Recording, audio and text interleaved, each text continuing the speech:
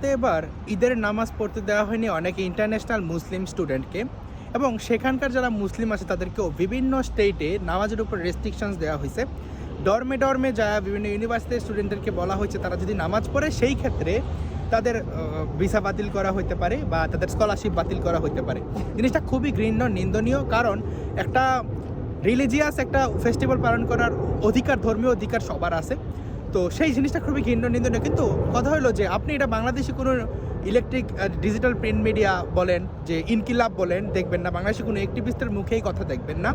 ধরেন আরেকটা কথা যদি আমি বলি যে এই যে মায়ানমারে রোহিঙ্গা গণহত্যা হইতেছে, প্রতিদিন রোহিঙ্গারা বাংলাদেশে আসতেছে, সেই কথাও শুনবেন না।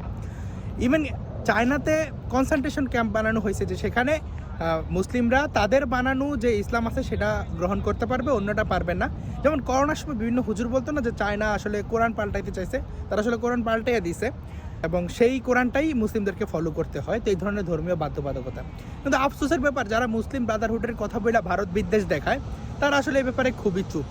আপনি দেখেন দ্বিচারিতাটা কোন জায়গায়, যে এখন যদি ভারতে কোনো একটা সাম্প্রদায়িক সন্ত্রাস হতো, এটা অবশ্যই ঘৃণ্য, যেখানেই সাম্প্রদায়িক সহিংসতা হোক, সেটা নিয়ে ইনকিলাব হিন্দু শব্দ অ্যাড করে, হিন্দুত্ববাদ অ্যাড করে এখানে আপনার নিউজ করতো। নিউজ করার পরে protect our sisters, defend our sisters, এরা একে আরও ঘোলাটে কইরা এটার সাথে হিন্দুদের অ্যাড করে বাংলাদেশের হিন্দুদের কোপানোর একটা ওয়ে পাইতো, এটাকে প্রচার করতো। এবং নিচে বাংলাদেশি যারা সাম্প্রদায়িক মুসলিম আছে ওরা বলতো যে ইন্ডিয়া হইলে কেন এখানে হবে না।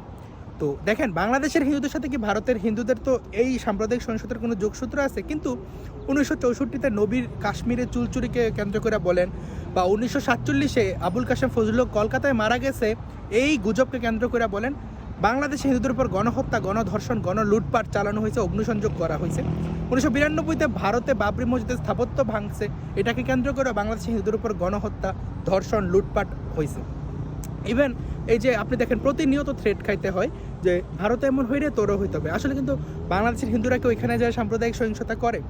যেমন 2021-এ যখন রক্তাক্ত শারদয়, সেখানে যখন আমি একটা পোস্ট দিয়েছিলাম, তখন আওয়ামী লীগ ক্ষমতা, তখন ছাত্রলীগের এক ভাই, এলাকার ভাই ফোন করে বলছিল যে ভারতে তো করে গরুর মতো মানুষ মেরা ফেলতেছে। তো এই তুলনাতে এখন কিছুই হয় না। তার মানে ভারতে যেহেতু হইতেছে, বাংলাদেশও আমাদের হইতে দিতে হবে, এই হলো কথা।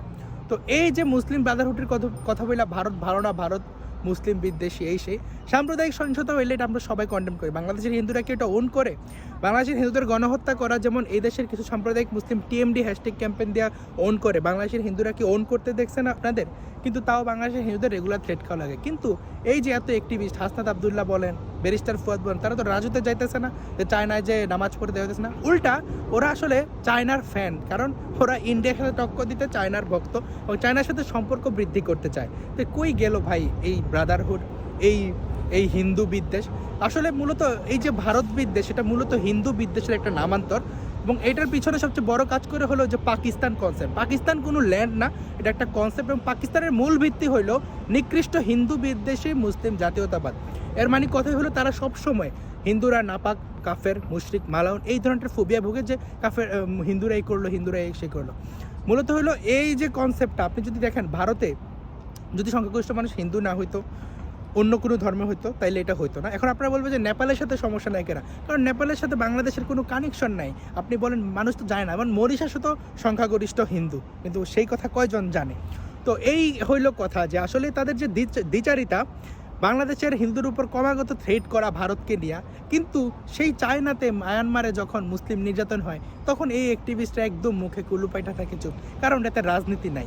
এবং এই ভারত বিরোধী রাজনীতি, যে ক্রমাগত হিন্দু বিদ্বেষের মূল ভিত্তি, সেই হিন্দু বিদ্বেষের সবচেয়ে বড় মাসুল হলো বাংলাদেশের হিন্দু সম্প্রদায়, যারা ক্রমাগত একটা মনস্তাত্ত্বিক চাপের মধ্যে থাকে এবং ক্রমাগত তাদের মানে অর্ধায়ু নিয়ে বাঁচে থাকতে হয়, 50% বাঁচার চান্স নেই। কারণ যে কেউ যে কোনো সময় এই যে পাকিস্তানি মডেলে ধর্ম অবমাননার জোয়ার তুইলা দীপুদর্শন চন্দ্র দাসের মধ্যে তাদের পুরো মেরে ফেলতে পারে।